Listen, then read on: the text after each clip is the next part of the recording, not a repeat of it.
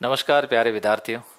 कई बार आप लोग कहते भी हैं कि सर, जब से आपने ईओआरओ का कोर्स लॉन्च किया है उसके बाद में लगातार आप ईओआरओ पर ध्यान ज़्यादा दे रहे हो, यूट्यूब पर आपके वीडियो ज़्यादा आ रहे हैं। बिल्कुल, इस बार ईओआरओ की डिमांड भी बहुत ज़्यादा है। और ईओ क्या है, आरओ क्या है, इन दोनों में क्या फ़र्क है, हाँ, आपको कौन सी अच्छी लग रही है, इसके बारे में मैं आपके सामने विश्लेषण करूंगा आज। और दोनों में फ़र्क क्या है, दोनों के काम क्या है, दोनों की तनख्वाह कितनी है, और दोनों में रुतबा किसका बड़ा है। आप दोनों, और दोनों बड़ी गजब की पोस्ट हैं। और ये आरएस की तरह पोस्ट है इसकी, क्योंकि आरएस में तो फिर भी प्री मेंस इंटरव्यू है, इसके अंदर प्री मेन इंटरव्यू ऐसा कुछ भी नहीं है। तो इसका क्रेज बहुत ज़्यादा है और इसमें बच्चे एग्ज़ाम भी ज़्यादा देते हैं। तो देखते हैं, अपन आगे बढ़ते हैं, दोनों पदों की आधारभूत संरचना और उनका मूल स्वरूप देखते हैं। देखो, इधर देखते हैं, ये जो सामान्य प्रशासन ये जो चल रहा है, ये जो पोस्ट है आपके सामने दिखाई जा रही है, कौन सी वाली, ये पोस्ट है कौन सी, ईओ की, ये ईओ। और ये पोस्ट है किसकी, आरओ की। देखो राजस्व लिखा हुआ, तो ये आपके सामने आरओ।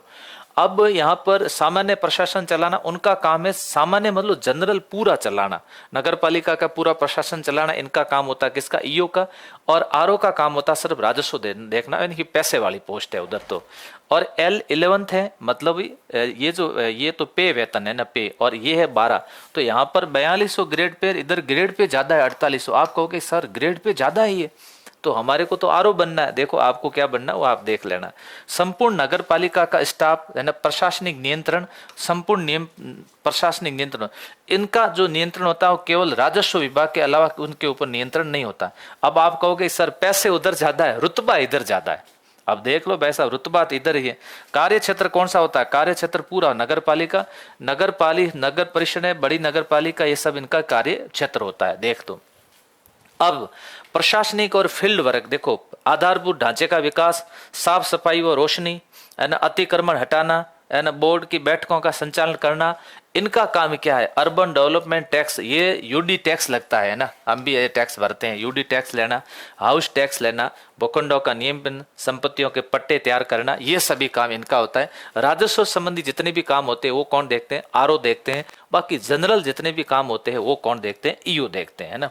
अब बात आती है कार्यालय अध्यक्ष, है ना, डीडीओ पावर करोड़ों के टेंडर स्वीकृत कर सकते हैं, लेकिन ये नहीं कर सकते अवैध निर्माण पर नोटिस दे सकते हैं, संपत्ति को क्या कर सकते हैं, कुर्क कर सकते हैं। नगर पालिका का बजट पास करना इनके काम है, वित्तीय चेक पर हस्ताक्षर करना इनका काम है, कर्मचारियों का वेतन और अवकाश स्वीकृत, सारे कर्मचारी छुट्टी पे आना जाना सब, हाय हेलो नमस्ते सर गुड मॉर्निंग, वो सब किसको करेंगे, वो सब करेंगे ईओ को, आरओ को नहीं करेंगे। आरओ के पास सिर्फ राजस्व काम है, डीडीओ का पावर नहीं है। पट्टों और बड़े वित्तीय फैसलों पर अंतिम हस्ताक्षर ईओ या आयुक्त के ही होते हैं। तो आयुक्त कौन है, आयुक्त तो कौन है, ईओ है। और इधर है कौन, आरओ है। तो आपको ईओ आरओ में जो फर्क नजर आ रहा है। 8वें वेतन आयोग के बाद में प्रोबेशन के बाद दोनों की ना सैलरी लगभग 1 लाख के आसपास संभावित है। देखो ये आपकी सैलरी की बात करते हैं, फिक्स डीडीए वगैरह मिलकर के लगभग 1 लाख की सैलरी। क्या बात है, गजब। 1 लाख की सैलरी जब मिल रही है तो आपको बढ़िया तरीके से फर्स्ट क्लास तैयारी करनी चाहिए। इसमें मेरे द्वारा आपको पार्ट बी करवाए जा रहे हैं। असिस्टेंट प्रोफेसर कैलाजी, बावरजी सर, इस बार हमने वो शानदार टीम उतारी आपके सामने, वसीम सर, मोहित सर और आनंद सर। हम इसमें 6 फैकल्टी मिलकर के ईओ आरओ का पूरा निचोड़, और खास बात ज्योग्राफी जो इस बार है स्टूडियो के माध्यम से आपको बावरजी सर के द्वारा भी पढ़ाई जा रही है, ठीक है। अब बात आती है, अब क्षेत्राधिकार, पूरे क्षेत्र का बॉस कौन होता है ना, पूरे क्षेत्र का बॉस तो ये है, पूरी भौगोलिक सीमा का एकमात्र बॉस है, एकमात्र बॉस तो ये। नगर परिषद के बड़े आकार के कारण जोन वार्डों का विभाजन, एक परिषद एक से अधिक आरओ संभावित, इसमें तो एक से ज्यादा आरओ भी बैठे होंगे, लेकिन यहाँ पर बॉस एक ही बैठेगा। यहाँ पर अलग अलग हो सकते हैं, देखो एक इधर बैठा दिया आरओ, एक आरओ इधर, 4 आरओ भी बैठाए जा सकते हैं, लेकिन बॉस एक ही होंगे।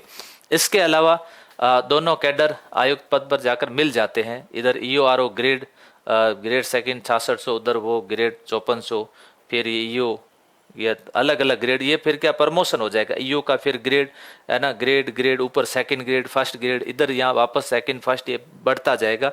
तो आगे आगे प्रमोशन होते जाएंगे, लास्ट में ये 6600 ग्रेड पे तक चले जाते हैं, यहाँ तक ग्रेड पे तक चले जाते हैं। फिर बात आती है क्या है, सिविल जोन, ये सारी चीज़ें है, पेंशन मिलेगी, ये सेवा उपार्जित अवकाश, राज्य बीमा, एसआई, जीपीएफ वगैरह है ना, आरजीएचएस, ये सब सुविधाएं सबको मिलेगी, आपको भी मिलेगी अगर बढ़िया तरीके से आप लोग तैयारी करेंगे। यदि आप चाहते हैं जनता के बीच रहकर नेतृत्व करना, संपूर्ण प्रशासनिक शक्ति और डीडीओ पावर, फील्ड का रुतबा और शहर के विकास में सीधा योगदान, तो आप बनेंगे अधिशासी अधिकारी ईओ।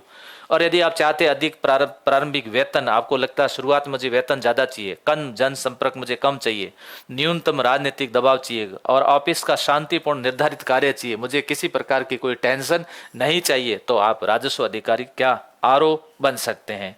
तो ये आरओ के ईओ आरओ के लिए है। तो आपको क्या बनना है, ईओ बनना है या आरओ बनना है, एक बार आप लोग कमेंट करके जरूर बताना। Thank you.